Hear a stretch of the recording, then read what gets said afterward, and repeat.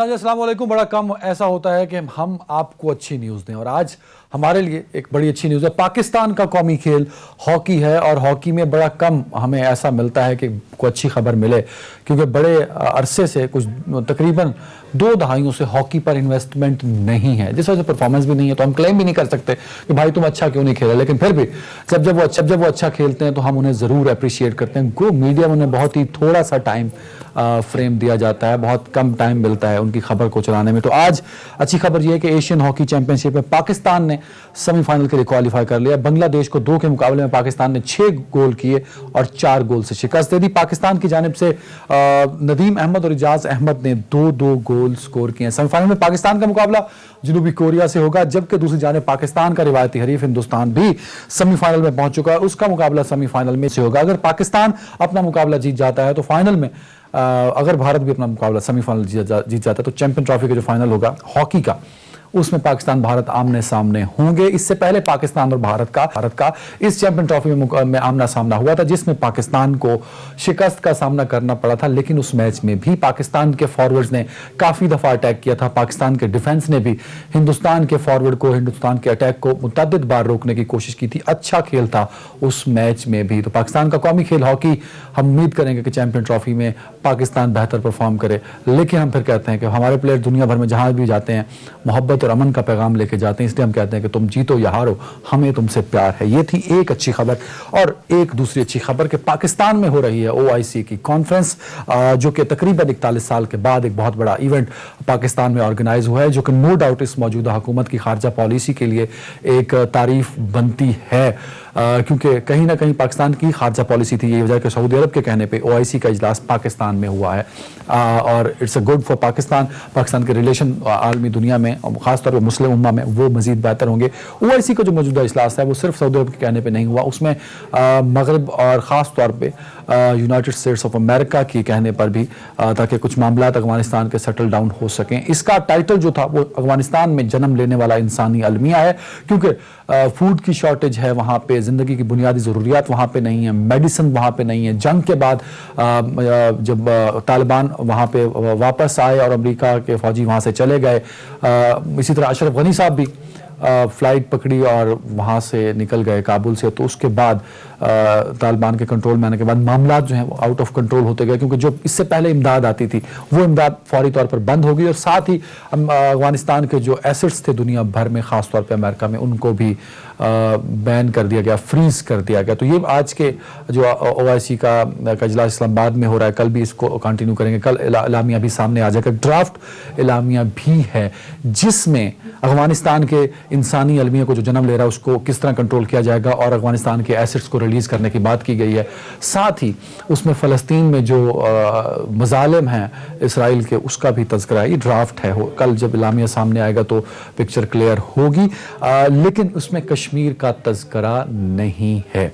कल हम जी बार बार सवाल पूछ रहे थे कि अगर OIC की कॉन्फ्रेंस है तो पाकिस्तान का तो सबसे बड़ा मसला कश्मीर है, लेकिन क्योंकि अफगानिस्तान पे सारा OIC इकट्ठा हुआ है और बात सिर्फ अफगानिस्तान पे करनी है, तो मुझे लगता है कि शायद आज पाकिस्तान का जो सबसे बड़ा मसला कश्मीर बताया जाता था। मेरी सारी उम्र में, मैं स्कूल में था, कॉलेज में, यूनिवर्सिटी में, सहाफत में, हमेशा हमें बताया गया कि सबसे बड़ा मसला कश्मीर है। लेकिन आज पाकिस्तान के इक़दामात और पॉलिसीज़ को देखते हुए OIC में कश्मीर पर बात नहीं करने की जो पॉलिसी वज़ीर ख़ारजा शाह महमूद कुरैशी ने रखी, और जो खुद को सबसे बड़ा सफ़ीर समझते हैं वज़ीर ख़ारजा शाह महमूद कुरैशी भी कश्मीर के लोगों का, और प्राइम मिनिस्टर इमरान खान साहब भी, तो उन्होंने आपने सुना होगा, इमरान खान साहब जब कश्मीर पे गए तो उनकी तकरीर में उन्होंने ऐसा लंबा बाईपास मारा कि वो शायद शोएब अख्तर की स्पीड में जो बॉल होती है उस स्पीड में वो निकले कि जिन लोगों ने खांसी करनी थी, जिन लोगों ने लेफ्ट राइट देखना था, उनके तो वहमो गुमान से निकल गए कि प्राइम मिनिस्टर ने कश्मीर का तज़किरा भी किया होगा। तो OIC का इजलास है मगर कश्मीर का तज़किरा नहीं है। ये एक बहुत बड़ा सवाल निशान है, क्योंकि हम ये समझते हैं कि हमारा सबसे बड़ा मसला कश्मीर है, लेकिन आज के सारे OIC की कार्रवाई को देख के लगता है कि मसला कश्मीर से बड़ा हमारे लिए अफगानिस्तान है। और एक तरफ पाकिस्तान कह रहा है कि मेरी बहुत बड़ी सफारती कामयाबी है। तो मेरा सवाल ये है कि भाई, जब 5 अगस्त 2019 को कश्मीर का जो कानूनी हैसियत थी उसको हिंदुस्तान ने यकतरफा तौर पे कैंसिल कर दिया था, तो तब ओआईसी का इजलास क्यों नहीं बुला सके, क्यों कामयाब नहीं हो सके, या ओआईसी की जानिब से उसके बाद क्यों हिंदुस्तान से मुतालबा नहीं करवाया गया कि वो हिंदुस्तान जो है वो कश्मीर का जो तशख़्ख़ुस है उसको बहाल करे, जो कि यूएन की रेजोल्यूशन के मुताबिक है। एक बात। और दूसरी बात जो हम बार बार करते हैं कि शाह महमूद कुरैशी साहब ने, मिनिस्टर ऑफ फॉरेन अफेयर्स ने, कुछ अपने जानने वाले सहाफ़ियों को बुलाया और ओआईसी पे ब्रीफिंग दी, तो उसमें आसमा शिराजी साहबा ने एक सवाल पूछा था कि कश्मीर पे बात क्यों नहीं होगी, जब दुनिया यहाँ पे इकट्ठी तो कश्मीर पे बात नहीं थी। तो शाह महमूद कुरैशी साहब ने कहा था कि ये एक नुकाती एजेंडा है और वो है अफगानिस्तान, सिर्फ अफगानिस्तान पे बात होगी। तो फिर फलस्तीन पे अगर बात हो सकती है तो कश्मीर पे बात क्यों नहीं हो सकती? अगर अफगानिस्तान के अंदर इंसानी अलमिया है, जो कि हम सब मानते हैं बड़ी मिजरेबल सूरत हाल है, कश्मीर में भी मेरी माएँ, बहनें, बेटियां, वो आपने घड़ी लगाई हुई है वहाँ ये इस्लामाबाद एक चौक के ऊपर, जब हम रेड जोन की तरफ एंटर होते हैं तो उसमें वो नंबर्स 842 दिन, 841 दिन, 742 घंटे, तो वो बंद कर दीजिए घड़ी। जब आपने तज़किरा ही नहीं करना, वो बढ़ते जाएंगे। अगर मैं मेज़बान हूँ और मैं अपना मसला ही दुनिया के सामने पेश नहीं कर सकता और उसका जिक्र ही नहीं कर सकता, तो फिर कहाँ गई मेरी खारजा पॉलिसी, कहाँ गई मेरी सफारती कामयाबी, जब मैं अपना मसला ही बयान नहीं कर सकता? तो मेरे ख्याल में ये जो कश्मीर के नाम नहाद सफ़ीर बने फिरते हैं मौजूदा हुकूमत के कई नुमाइंदे, इन्हें इस सवाल का जवाब ज़रूर देना चाहिए। हम सबको, हम जानते हैं कि अफगानिस्तान का मसला बड़ा इंपॉर्टेंट है, अफगानिस्तान के मसाइल का हल बड़ा ज़रूरी है पाकिस्तान के इस्तेहकाम के लिए, लेकिन हम क्यों भूल जा सकते हैं कश्मीरियों को, हिंदुस्तान की दहशतगर्द फौज को जो कश्मीरियों पर जुल्म करती है, क्यों हम नहीं बोल सकते? मेरी असम्बली का फ्लोर है, I am the host of this OSI, मेरा प्राइम मिनिस्टर है, मेरा वजीर खारजा है, अपना मसला ही नहीं बता रहा। मतलब क्या करना चाह रहे हैं आप? क्या इस कौम को क्या जवाब देंगे? इस सवाल को हर दफा आप सब बाईपास कर देंगे कि फवाद चौधरी साहब ने, क्योंकि हमारे पास तो वो नहीं आता, जिनके पास वो जाते हैं वो भी, क्योंकि उन्होंने सवाल बड़े एहतियात से पूछना होता है कि अगली दफा फवाद चौधरी दोबारा आए, तो उनको भी उन्होंने कह दिया वो मार्च में एक इजलास होगा ओएसआई का, उसमें तज़किरा हो जाएगा। मतलब शायद आप इस कौम को और कितना बेवकूफ़ बनाएंगे। बड़ी सक्सेस है, आपने ओआईसी का इजलास बुला लिया मेरे भाई, वो सऊदी अरब के कहने पे बुलाया गया, उसमें सारी दुनिया चाहती थी ये इजलास, वो आप किसमें क्या कंट्रीब्यूशन, जरा वो भी कौम को बताएं कि आपने क्या कितना कंट्रीब्यूट किया। और कौम को जरा ये भी एतमाद में लेना कि प्राइम मिनिस्टर साहब की, मुझे भागते भागते मेरे प्रोड्यूसर ने कहा जी प्रेस रिलीज आ गई है, ओआईसी का जो सेक्रेटरी जनरल था उस प्राइम मिनिस्टर से उनकी मुलाकात हुई, तो प्राइम मिनिस्टर ने उनसे साइड लाइन पे कहा कि मैं आपकी बड़ी तारीफ करता हूं कि आपने जम्मू ऑक्युपाइड कश्मीर का मसला उजागर करने में पाकिस्तान का बड़ा साथ दिया। भाई साइड पे क्यों, जब फ्लोर पे आप खड़े थे, दुनिया भर के आलमी मुस्लिम रहनुमा आपके सामने बैठे हैं, 20 वजीर खारजा बैठे हैं, 70 नुमाइंदे मुख्तलिफ मुल्कों के बैठे, तो तब बात होनी चाहिए थी, दुनिया सुने। ये बहुत बड़ा सवाल है, इस पे इसका जवाब आपको देना पड़ेगा। जरा इस पे बात करते हैं, बहुत बड़ा सक्सेस है बकौल इनके पाकिस्तान का। और फिर ज़रा हम आज KPK के पहला मरहला है बल्दियाती इंतखाबात का, उस पर प्रोग्राम के दूसरे हिस्से में हम जाएंगे। मुझे ज्वाइन किया सीनियर सियासतदान है, पीपल्स पार्टी से इनका ताल्लुक है, अखवानज़दा चट्टान साहब बहुत शुक्रिया वक्त देने के लिए। पाकिस्तान मुस्लिम लीग नून से इख्तियार वली खान साहब होंगे, अगर ज्वाइन कर चुके हैं उनका भी बहुत शुक्रिया। आफ्ताब जहांगीर साहब होंगे पाकिस्तान तहरीक इंसाफ से, ज्वाइन कर चुके हैं, उनका बहुत शुक्रिया। आफ्ताब साहब बहुत शुक्रिया वक्त देने के लिए। मैं चाहूंगा OIC is a big success कि पाकिस्तान इसको होस्ट कर रहा है आफ्टर 4 डिकेड, एक बहुत बड़ी सक्सेस तो है, लेकिन पहले तो इसमें तज़किरा कर दीजिए कि अफगानिस्तान का जो इंसानी अलमिया जन्म ले रहा है उसके लिए पाकिस्तान की ख्वाहिशें हैं वो किस हद तक कामयाब होंगी। दूसरा, कश्मीर का जिक्र हम नहीं कर रहे, उसको वेल लेफ्ट कर रहे हैं आप सब, क्यों? बयानिया में ये बताया कि जी ये शाह महमूद कुरैशी साहब ने बताया था कि 1 पॉइंट एजेंडा है। देखिए मैं आपको हैदर भाई एक बात बताऊं, कश्मीर का जिक्र भी हुआ, लेकिन बात ये है कि इस वक्त जिस मकसद के लिए ये बुलाया गया था इजलास, एक तो बहुत लंबे अरसे के बाद पाकिस्तान में ये इजलास हुआ है, और जिस मकसद के लिए बुलाया गया था उसको फोकस करना था। इसलिए कि आपको ये अंदाजा है कि जब पिछली दफा अफगानिस्तान के अंदर जब इस किस्म का अलमिया आया तो 30 लाख हमने अफगानियों को अपने पास रखा। हमारा आज भी अफगानी हमारे उसके अंदर मौजूद है, लाखों की तादाद के अंदर। तो ये एक बहुत बड़ा अलमिया वहां पर हो रहा है, और जिसको पूरी दुनिया है, वहां पर अमेरिका ने उनके पैसे, उनके फंड्स को फ्रीज किया हुआ है, उनके इस वक्त जिंदगी और मुश्किल हालात हैं, तो इससे हमारे मुल्क को डायरेक्ट अफेक्ट कर रहा है। वो अमन का हमारा मसला है, हमारे भाई हैं, उनको हमें फिर एक दोबारा से एक नई सूरत हाल का हम शिकार होने जा रहे हैं। इसलिए इस एक एजेंडे के ऊपर बात की और बात रखी गई है, जो कि बहुत अच्छी बात है, इसको अप्रिशिएट करना चाहिए। ना कि आपको, अब आपने देखा कि ये अफगानिस्तान का मसले पर बात हो गई है, तो अब ये मीटिंग अफगानिस्तान कर रखी, तो कश्मीर क्यों नहीं आया? इसमें कश्मीर आया, कश्मीर हमारी शहर है, कश्मीर के बगैर हम ना मुकम्मल है, लेकिन उसके लिए भी हम मुकम्मल, हम हर स्टेज के ऊपर उसकी आवाज भी उठाते। और जैसे आपने अभी खुद बताया कि शामोन कुरैशी ने कहा कि आने वाले इजलास के अंदर जो मार्च में होगा उसमें कश्मीर के ऊपर भी बात होगी। लिहाजा क्योंकि इस दफा जो प्रोग्राम था, ये जो कॉल की गई है इजलास, ये सिर्फ एक वन पॉइंट एजेंडा अफगानिस्तान का, जिसका बहुत ही अच्छी तरीके से, बड़े मौसर तरीके से पाकिस्तान ने इसका बिल्कुल ठीक, बिल्कुल। और मैं पाकिस्तान गवर्नमेंट को मुबारकबाद पेश करता हूँ। और आपको भी चाहिए कि आपको भी उसमें से वो कश्मीर को हटाकर जो अफगानिस्तान का मौजूद है उसी के ऊपर रखें, क्योंकि आज मैं बहुत सारे एनालिस्ट को भी सुन रहा था, बहुत माहिर साबिका सेक्रेटरी खारजा को, इन सबको सुन रहा था। वो तो उन्होंने तो कहा कि ये बहुत बड़ी सक्सेस है पाकिस्तान की, लेकिन ये दूसरे चैनल के ऊपर भी इसमें गुफ्तगू हुई। लेकिन जिस तरह आपने लेकर इसको कश्मीर का इशू बना दिया कि जैसे हमने कश्मीर के लिए बुलाया था और हम तो अफगानिस्तान की तरफ शिफ्ट कर गए, ऐसा नहीं है। बिल्कुल ठीक है। अखबार खान साहब, कश्मीर का मेरा, क्योंकि कश्मीर बसा है हमारे अंदर, खून में भी शायद कश्मीर दौड़ता है। पैदा होते हैं तो हमारी माएँ हमें बताती हैं कि कश्मीर पाकिस्तान की शहर हो गया और कश्मीर पर हिंदुस्तानी फौज काबिज है। जिस तरह हमें दीन सिखाया जाता है बचपन से, उसी तरह हमें कश्मीर बताया जाता है बचपन से, तो निकलता नहीं है। तो इसलिए जब भी दुनिया इकट्ठी होती है तो हम तवक्को करते हैं कश्मीर की बात हो।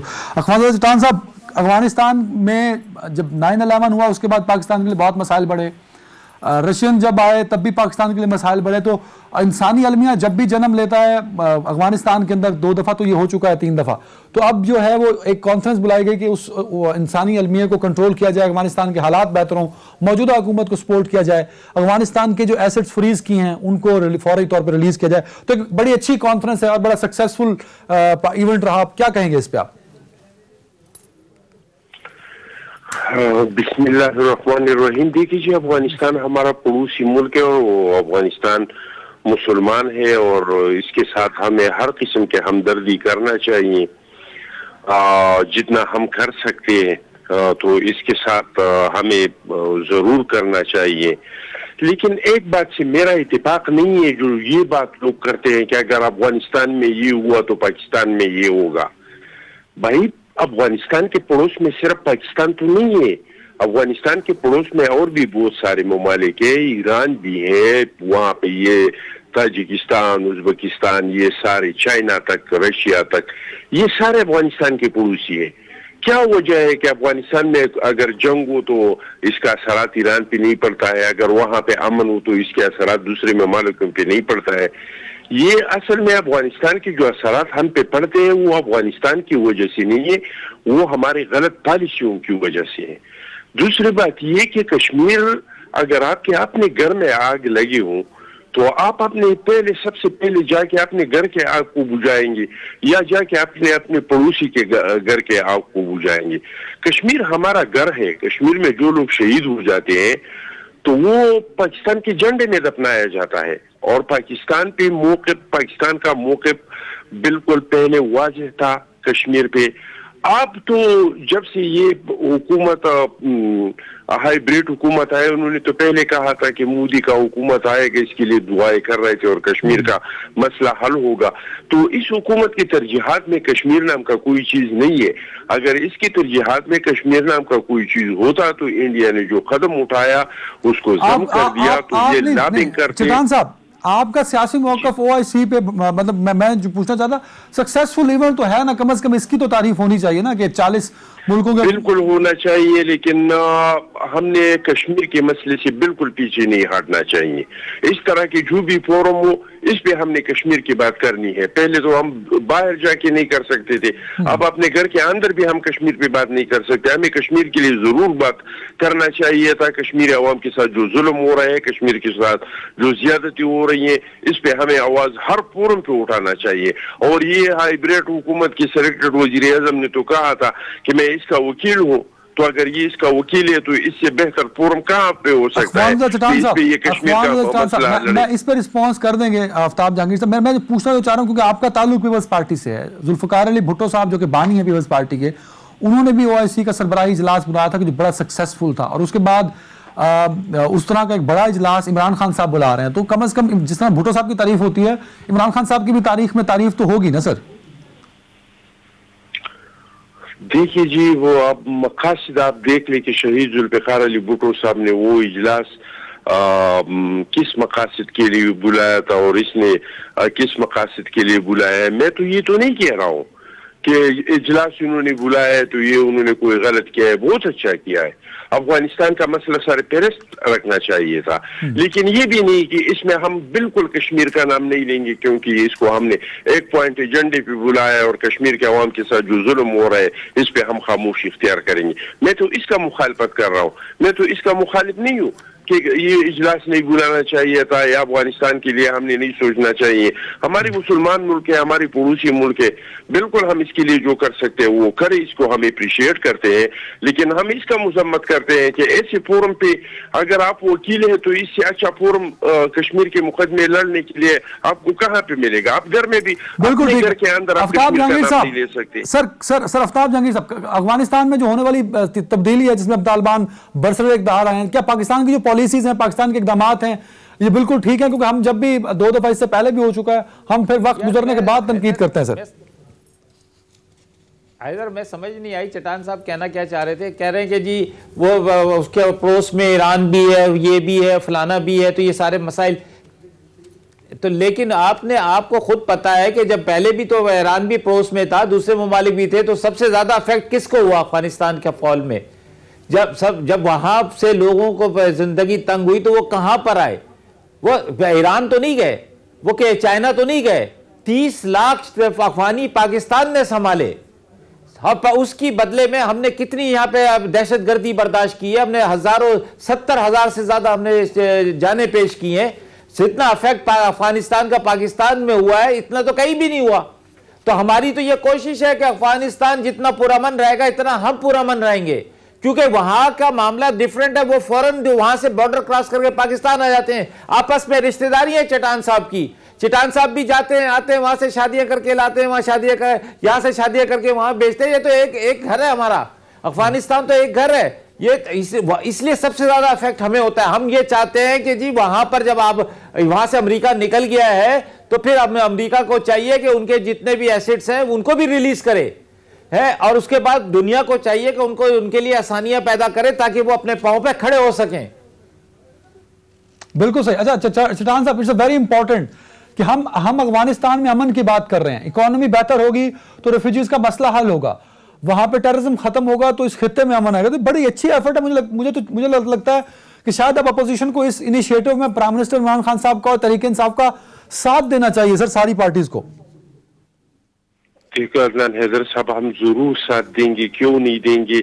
लेकिन मेरा भाई जो कुछ कह रहा है ना कि पिछली बार भी ईरान था लेकिन पाकिस्तान में लोग आ गए, तो मैं वही तो कह रहा हूँ कि आपकी गलत पॉलिसियों की वजह से आते हैं। तो क्या आपने अफगानिस्तान के लोगों को, अदनान हैदर साहब, आपने अफगानिस्तान के लोगों को अफगानिस्तान की मोहब्बत में या आपने अफगानियों की मोहब्बत में पनाह नहीं दिया था। आपका एक डिक्टेटर था, जियाउल हक था, उसको आपने नाजायज हुकूमत को जायज करने के लिए अमेरिका को खुश करना था। अमेरिका की जंग को लाके अपनी सरजमीन पे लड़ा और इसकी वजह से आपके 45,000 लोग शहीद हो गए।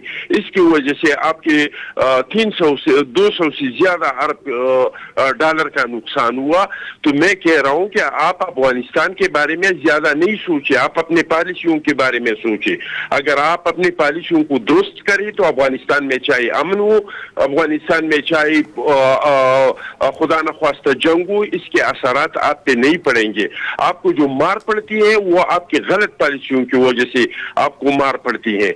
जहां तक कश्मीर का ताल्लुक है तो कश्मीर तो हमारा शहर है। कि आप पहले आप मुझे बताएं कि कभी ऐसा कोई वक्त आया है, कोई जगह आया है कि हमने कश्मीर की बात नहीं की है? इतने बड़े फोरम पे हम अपने घर में कश्मीर की बात नहीं करें। हमें इस पे इतराज है, हमें इस पे नहीं है कि इसको नहीं करना चाहिए, बिल्कुल अफगानिस्तान के लिए करना चाहिए। बिल्कुल ठीक है। आफ्ताब साहब इस पे कमेंट कर दें, मुझे ब्रेक लेना है सर, इस पे कमेंट कर दें। This is the point of view of opposition sir. चट्टान साहब को ये कहूंगा, ऐसा लगता है कि चट्टान साहब ने कभी हुकूमत नहीं की। भुट्टो साहब का जिक्र किया, भुट्टो साहब से लेकर जरदारी साहब तक पहुंचे, राजा परवेज अशरफ तक पहुंचे, तो वो उस वक्त तो इतना बड़ा कश्मीर जो था उस वक्त भी शहर था। उस वक्त भी तो मुकदमा लड़ना था, चले अपनी जगह पे नहीं लड़ते, दुनिया के किसी और जगह पे लड़ लेते। लेकिन उस वक्त भी तो आपको हैदर पता है कि जब खालिस्तान की तहरीक चल रही थी तो उसको सबोताज किसने किया? इंडिया को मुश्किल में डालने के लिए, उसको मुश्किल से निकालने के लिए आसानियां किसने पैदा की? ये सब चीजें इस तारीख का हिस्सा है। लेकिन इस वक्त जो कॉन्फ्रेंस हो रही है, आज का जो इस वक्त करंट इशू हमारे साथ है, अफगानिस्तान का इशू था, उसके ऊपर एक कॉन्फ्रेंस बुलाई गई और मैं इस पे प्राइम मिनिस्टर साहब को, शाह महमूद कुरैशी साहब को अप्रिशिएट करता हूं और उनको मैं उनकी इस पॉलिसीज के ऊपर कि उन्होंने अपनी सफारती उसको एक्सपर्टीज को इस्तेमाल करते हुए ये इजलास 41 साल बाद इस मुल्क में बुलाया है और उसके ऊपर जो ये बात हुई है, देखना ये कि आगे इसका रिजल्ट क्या निकलता है। बिल्कुल ठीक, एक ब्रेक पे जा रहा हूं नाज़रीन, ब्रेक के बाद बात करेंगे बल्दियाती इंतखाबात के।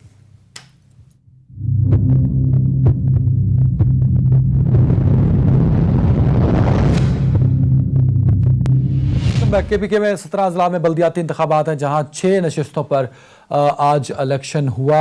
कहीं पुरअमन इलेक्शन रहा, लेकिन कहीं हंगामा राय भी रही और धांधली की बातें भी की गई, जो कि खास तौर पे पाकिस्तान पीपल्स पार्टी के चेयरमैन बिलावल भुट्टो ने जिसका तज़किरा किया। ख्वाजा सुल्तान साहब, आपकी तरफ आऊंगा। सर, बिलावल साहब कह रहे हैं कि बल्दियाती इंतखाबात जो आज KPK में हुए, आप खुद भी वहां पर रहे, वहां धांधली की बात की उन्होंने। क्या कुछ ऐसा वाज़ेह तौर पर रिपोर्ट हुआ? आज के दिन की बात कर रहा हूँ सर, आज सुबह से जब इलेक्शन शुरू हुआ शाम 5 बजे तक। चट्टान साहब हैं हमारे साथ? चट्टान साहब नहीं, आफ्ताब जहांगीर साहब, over to you sir. KPK में सर आप लोगों की पिछले 8.5 साल से हुकूमत है, इस दफा बल्दियाती इंतखाबात में क्या आपको लगता है कि आप 50% से ज्यादा नशिस्तों पर कामयाबी हासिल कर पाएंगे सर? देखिए हैदर, बात यह है कि मैं तो ये हमेशा से इस बात का दाई रहा हूं कि मैं ये कहता हूं कि कोई भी इलेक्शन हो वो साफ और शफाफ होना चाहिए, और ताकि उससे ये है कि अवाम अपनी राय का इजहार कर सके और फिर अवाम ही के अदालत के अंदर फैसले होने चाहिए, ना कि हम रोडों के ऊपर करें। अभी ये बल्दियाती इलेक्शन KPK के अंदर हुआ, जिसके अंदर जो पहला इलेक्शन आया वो सवाबी का आया, उसके अंदर ANP जीती, दूसरे नंबर पे PTI थी।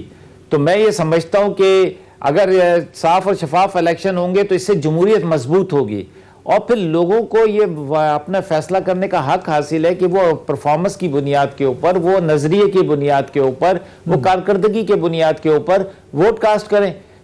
इसमें अभी जो थोड़ा बहुत तशद्दुद हुआ है, थोड़ा बहुत कहीं लड़ाई झगड़ा हुआ, ये भी नहीं होना चाहिए, नहीं होना चाहिए था, और बड़े पुरअमन तरीके से होना चाहिए। देखिए फिर हम मतलब मिलकर, अभी एक जैसे कोई अगर कहीं पर अगर अक्सरियत पे के ANP की आती है या पीपल्स PTI की आती है या पीपल्स पार्टी या JUI जिसकी भी आती है, तो वो मिलकर उसको काम तो हुकूमत के साथ ही करना है। तो जो KPK की हुकूमत है, सूबाई हुकूमत है, उसके साथ करना है, वफाक के साथ मिलकर करना है, ताकि मतलब हमारा काम होना चाहिए, अवाम को रिलीफ मिलना चाहिए, अवाम जिस पर एतमाद करे उस पर हमें भी एतमाद करना चाहिए। अच्छा सर, क्योंकि आपने हमेशा, इमरान खान साहब ने कहा कि पावर डिसॉल्व होनी चाहिए, ग्राउंड लेवल तक जानी चाहिए, बल्दियात की आपने बात की, आपने KPK में भी लेट कर दिया, पंजाब में अभी तक नहीं हो सके इलेक्शन, जो पहले बॉडीज थी आपकी हुकूमत में, अच्छा वो भी कामयाब नहीं हो सकी। तो किस तरह आप स्ट्रेंथन करेंगे बल्दियात को, और क्या पूरे पाकिस्तान में अपने जनरल इलेक्शन से पहले बल्दियात करा पाएंगे सर?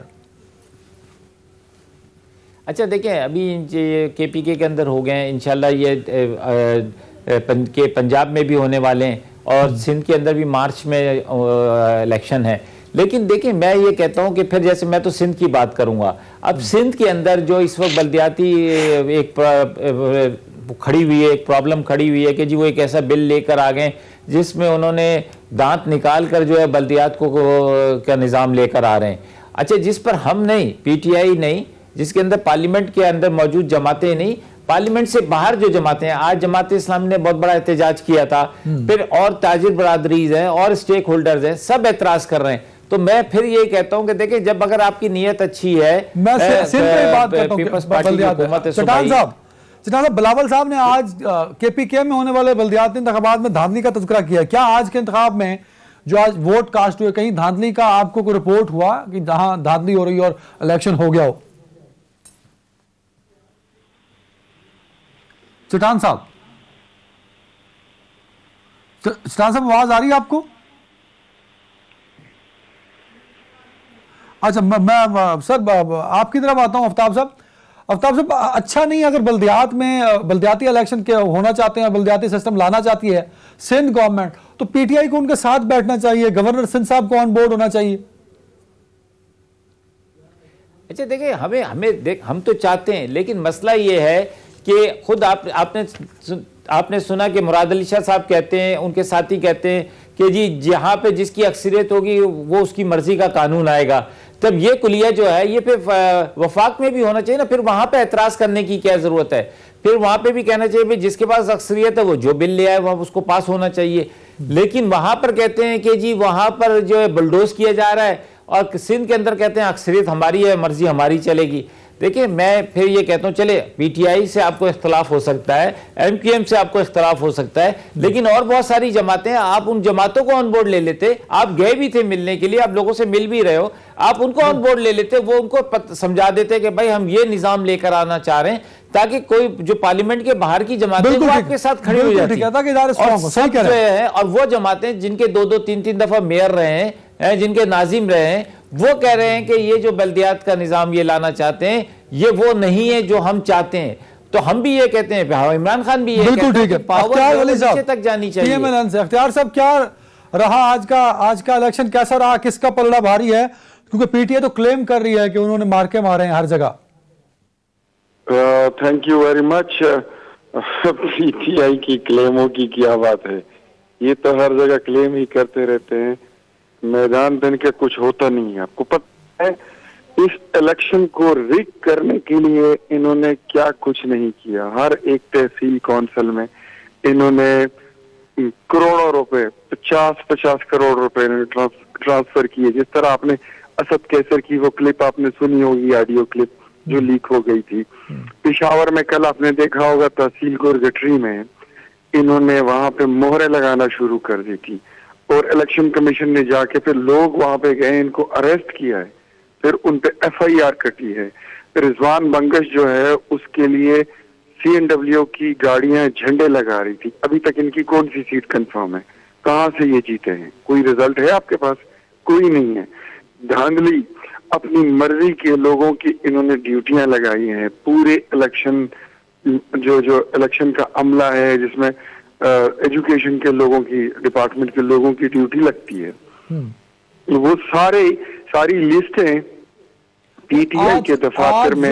आज जो इलेक्शन हुआ है that is not free and fair election, और उसको पूरी तरह रिग किया है पाकिस्तान तहरीक इंसाफ ने, आप ये कह रहे हैं? सर आप किस तरह, मतलब इसको फ्री एंड फेयर हम किस तरह कह सकते हैं? आप ड्यूटी अपनी मर्जी की लगा रहे हैं लोगों की, आप पैसे फंड जो हैं, जिस तहसील कौंसिल में इलेक्शन हो रहा है वहां पे आप 50-50 और 70-70 करोड़ रुपए ट्रांसफर कर रहे हैं। तो ये बातें जो है ना ये निकल आएंगी, आप देख लेंगे। बिल्कुल ठीक है। अख्तियार वली साहब, मेरे साथ पीपल्स पार्टी को निकाल लेते। तो क्या मुझे ये बताएं कि आप इलेक्शन के वक्त हर जगह पर तामीराती काम करें, लोगों के छोटे छोटे मसले हैं, नालियां, सड़कें, solar lights, water supply schemes, आप ये कर रहे हैं, तो ये क्या फ्री एंड फेयर इलेक्शन होता है? मैं इस पर रिस्पांस लेता हूं पीटीआई का। चटान साहब, बिलावल साहब ने भी कहा है कि इलेक्शन में धांधली की है पाकिस्तान तहरीक इंसाफ ने। देखिए जी, तहरीक इंसाफ ने धांधली नहीं की है। वो कहते हैं कि जो न करना था वो भी कर डाला, मैंने जालिम तेरी खुशी के लिए।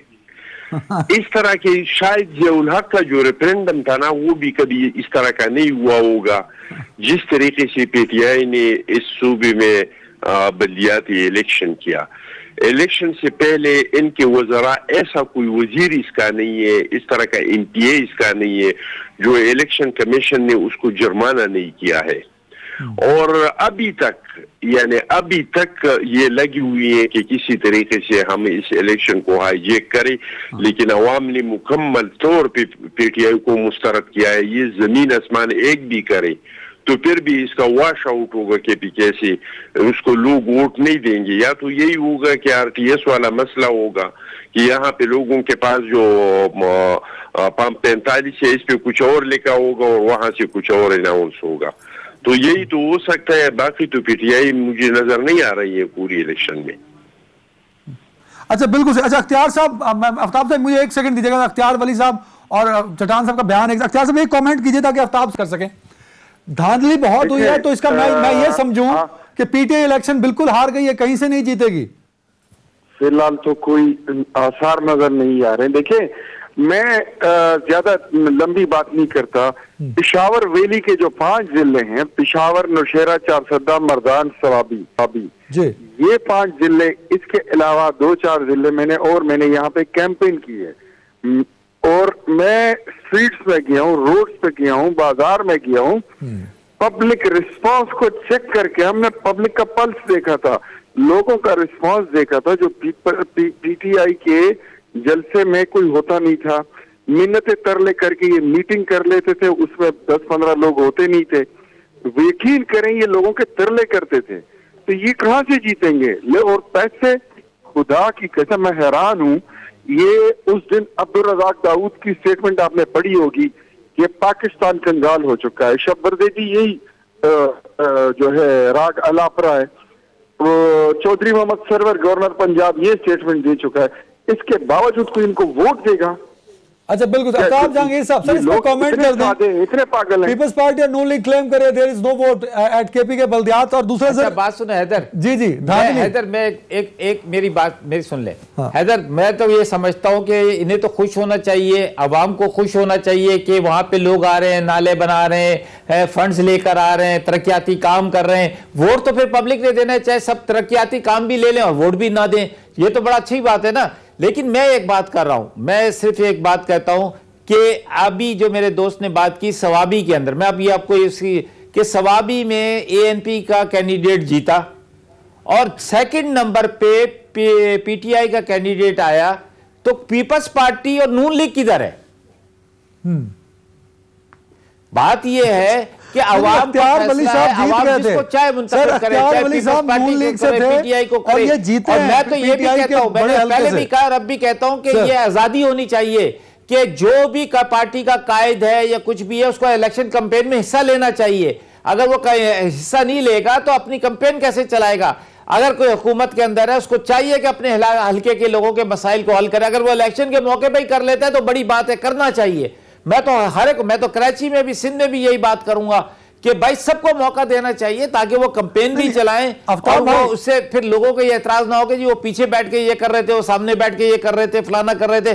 फैसला आवाम करे। अगर आज आवाम जो है केपीके के आवाम केपीके के अंदर सूबाई हुकूमत होते हुए, वफाकी हुकूमत होते हुए किसी और पार्टी को जिताती है, तो इसका मतलब यह कि जैसे अभी कहा कि जी ये ऊपर हो जाए नीचे हो जाए, आवाम ने फैसला करना है। जब आवाम ने फैसला करना है तो फिर आपको क्या परेशानी लायक है कि जी वो आए थे, वो तरक्याती काम अनाउंस कर गए, वो फंड दे गए, इलेक्शन में धांधली का तस्करा भी कर रहे हैं ना दोनों पार्टी। का डर है आपको? पीपल्स पार्टी और नून लीग क्लेम कर रही है कि इलेक्शन में धांधली हुई है, इलेक्शन मैनेज हुआ है, वो पैसे दिए गए नहीं हुई। सर मैं आपको बाखुदा, मैं तो नहीं हूं केपीके के अंदर हैदर, मैं केपीके में नहीं, मैं तो कराची में बैठा हुआ हूं। लेकिन मैंने जो टीवी के अंदर अभी मुख्तलिफ तजियाकार और जो चैनल्स के जो नुमाइंदे वहां थे उनकी गुफ्तगू सुनी है।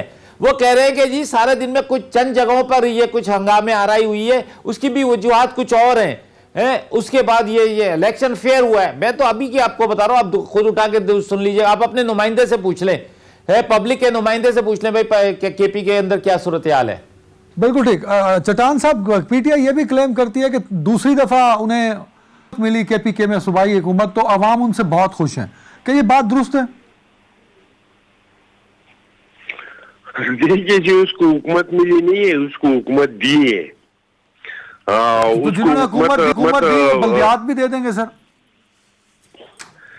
मैं नहीं समझता हूँ। अब इनके हालात इतने खराब हुई है कि देने वाले भी उनको नहीं दे सकते। उन्होंने अवाम के साथ जो किया, जो महंगाई है इस मुल्क में, जो गुर्बत है, जो बेरोजगारी है, और ये मुझे बताए भाई कि अवाम क्यों खुश है। आप 8 साल आपके हो गए, 9 साल आपके केपीके हुकूमत के हो गए, आप मुझे कोई एक प्रोजेक्ट का नाम बताए जो आपने वहां पे लगाया है। सिवाय एक चीज का जो नवाज शरीफ बना रहे थे ये मेट्रो, तो आप उसको जंगल बस कह रहे थे, फिर आपने उसको शुरू किया और इसमें आपकी वज़ीर आला की जो कमीशन है उन्होंने कह दिया कि 7 अरब का इसमें करप्शन हुआ है। तो इसके अलावा तो कोई प्रोजेक्ट मुझे नजर नहीं आ रहा है केपीके में। तो केपीके के अवाम इससे क्यों खुश हो? अख्तियार वली साहब, सर आप क्या समझते हैं कि क्या बल्दियात के जो नताइज हैं उसमें पीटीआई को सारी या पाकिस्तान मुस्लिम लीग नून पीपल्स पार्टी टफ टाइम दे सकते हैं, क्योंकि केपीके में जेयूआई का भी वोट है, जमात इस्लामी का भी वोट है, एएनपी का भी वोट है? सर जहांगीर साहब हैं, ये रेलेवेंट नहीं है इस मौजू पे बोलने के लिए।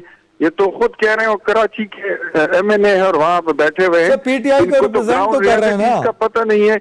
लेकिन मैं आपको इतना बता दूं, और इनको ये भी नहीं पता कि इख्तियार वली ज़िमनी इलेक्शन में जीत गया है या हार गया है। अब इनसे क्या मैं बहस करूं, लेकिन मैं आपको बताऊं कि हमारा मुकाबला पीटीआई से हो या मैं मुझे अपनी बात करूं या अपोजिशन जमातों ने बुलाया, मैं आ गया। हमारा मुकाबला, मैंने ये भी नहीं पूछा कि मौजू क्या होगा। पीटीआई से हो तो वो जीतना क्या, वो वन साइडेड मुकाबला होगा। लेकिन जब आपका मुकाबला हो पैसों से, आपका मुकाबला हो सीमेंट से, बजरी से, ईंटों से, मशीनरी से, इदारों से, CNW हो गया, पब्लिक हेल्थ हो गया, ये जो दूसरे हैं मवासलात हो गए, इनके साथ आपका मुकाबला हो जाए। सर अगर इतना मैनेज इलेक्शन है तो ये आप चले जाए ना, इलेक्शन कमीशन चले जाए, अदालतों में चले जाए कि ये इलेक्शन इस तरह मैनेज किया। आपको for your kind information, I have shared document with your channel. मैं तो एक हफ्ता पहले किया हूँ कि मर्जी की ड्यूटियां लगा ली गई हैं, बराए मेहरबानी ड्यूटियां चेंज करें। इतना कह दिया कि वफाकी और सूबाई वुज़रा जिन तहसील काउंसिल में इलेक्शन हो रहे हैं वहां पे जलसे कर रहे हैं। इमरान खान ने खुद आके उधर प्रोग्राम्स किए, उसको इलेक्शन कमीशन ने नोटिस दिया। वजीर आला ने 3 जलसे किए हैं। कोई सूबाई वजीर ऐसा नहीं है जो इलेक्शन को रिग करने के लिए अमल पैरा ना हो। तो ऐसे हालात में फ्री एंड फेयर इलेक्शन, अच्छा नताइज अभी आए नहीं है, लेकिन मैं आपको पहले से बता रहा हूं कि जो इंतजामात किए गए थे इलेक्शन कमीशन की तरफ से, मैं उन पे उंगली नहीं उठा रहा, उनकी नीयत पे कोई शक नहीं कर रहा, लेकिन उनसे ज्यादा तैयारी पाकिस्तान तहरीक इंसाफ की जमात की नहीं बल्कि इनकी हुकूमत की थी। हुकूमत ने जो इन्होंने काम लिया है, सेक्रेटरी से, डिप्टी सेक्रेटरी से, एडिशनल सेक्रेटरी से, असिस्टेंट कमिश्नर, डिप्टी कमिश्नर, अख्तियार साहब ने ये सारी चीजें इन्होंने इस्तेमाल की हैं। मुल्क का के ऊपर भी कोई शक व शुबात नहीं करना चाहता, मैं पीटीआई पे भी नहीं करना चाहता, मैं तो हुकूमत पे करना चाहता हूं। हुकूमत किसी और की तो नहीं है, पीटीआई की है, इलेक्शन कमीशन है। ये जितने जो टीचर्स जैसे एजुकेशन डिपार्टमेंट के आप लगाए हुए हैं, ये सब की सर्विसेज जब चेक करेंगे ना, कोई 15 साल का है, कोई 20 साल का है, कोई उससे पूछोगे वो कहेगा मुझे एएनपी ने लगाया था, मुझे पीपल्स पार्टी ने लगाया था, मुझे नून लीग ने लगाया था। है तो ये तो लगाए हुए भी पौधे आपके। अगर आपके साथ हमदर्दी नहीं है इनकी, आपके साथ वफादारी नहीं है इसकी, तो फिर किसके साथ करेंगे? ये ब्यूरोक्रेसी, मैं तो पार्लियामेंट के अंदर कहा है प्राइम मिनिस्टर साहब को कि ये ब्यूरोक्रेसी आपको फायदा नहीं पहुंचाएगी, ये आपको नुकसान पहुंचाएगी, क्योंकि लगाए हुए दूसरों के पौधे हैं। अख्तियार साहब वैसे अख्तियार साहब देखें, कराची के एमएनए ने केपीके में बैठे लोगों पर जो तज्जिया किया ना सर, वैसे बिल्कुल सही किया है। आफ्ताब साहब आई इंडोर्स यू। ये जितने लोग काम कर रहे हैं ये वाकई पीपल्स पार्टी और एएनपी और नून लीग की गवर्नमेंट में भर्ती हुए थे अक्सर। मुझे ये बात सुनाई नहीं दे रही है, मैंने आपको बताया। कोई अगर ये कह दे कि मैं 8 साल पुराना हूं तो फिर तो हम कहेंगे जी ये पीटीआई का लगाया हुआ है। जब अभी देखें अख्तियार वली साहब किया 15,000 दोबारा बहाल किया, क्या कहा है? इनके टेस्ट लो, ये 5 से ऊपर के जितने लोग हैं इनके टेस्ट दोबारा लो, ये इस काबिल भी है कि ये नहीं है? कब के लगाए हुए पूछो तो 15-15 साल हो गए, 10-10 20-20 साल की नौकरी है इनकी। उसी सूबे के लगेंगे ना, आप कहीं बाहर से तो इंपोर्ट नहीं कर सकते, ईरान से तो नहीं आ सकते कि इलेक्शन हो रहा है बाहर से आ जाए। It is the system. जब भी बल्दियात में इलेक्शन होगा, पंजाब में होगा या केपी के सिंध में होगा। भाई इनको बताएं, इस आफ्ताब जहांगीर साहब को बताएं कि मैं ये नहीं कह रहा हूं कि आप इंडिया से भिजवाएं या कराची से भिजवाएं। मैंने ये कहा था, हमारा मुतालिबा ये था कि नौशेरा के साथ जो एडजेसेंट जिला है वहां पे उनका स्टाफ यहाँ भेज दिया जाए, यहाँ का मर्दान भेज दिया जाए इस तरीके से, क्योंकि यहाँ पे इन्होंने बाकायदा मोनोपोलाइजेशन की हुई है। तो इनको ये बातें समझ नहीं आएंगी, ये समझेंगे नहीं। ये जिस दिन इन्होंने तो आगे अपोजिशन में भी नहीं होना, ये तो दिखाई भी नहीं देंगे। हैदर, मैं 17 साल की उम्र से शहर कराची की रोडों पे नारे लगाता फिर रहा था, मैंने उस तहरीक का भी हिस्सा रहा हूं। मैं अब मुझे बहुत समझ आती है कि कैसे मैंने ये पीपल्स पार्टी की हुकूमत को निपट रहा हूं मैं यहां पर। बिल्कुल सही साहब, एक ब्रेक ले रहा हूँ नाज़रीन, ब्रेक के बाद जरा मुल्क मैं अदनान हैदर, सर, जरा सर। मुझे इनसे बात करनी, इनकी आवाज जरा मुझे पहुंचाएं, मुझे इनकी आवाज नहीं आ रही। I need to respond him. नहीं आप यार आफ्ताब साहब की आवाज जरा अख्तियार साहब को दीजिए। मैं अख्तियार भाई ब्रेक पे जा रहा हूँ, ब्रेक के बाद आफ्ताब जहांगीर साहब मेंबर नेशनल असेंबली हमारे साथ रहेंगे। सर आप क्योंकि आपने पीटीआई को हराया है और पीटीआई को पीटीआई के हल्के में हराया है। This is the point. एक ब्रेक के बाद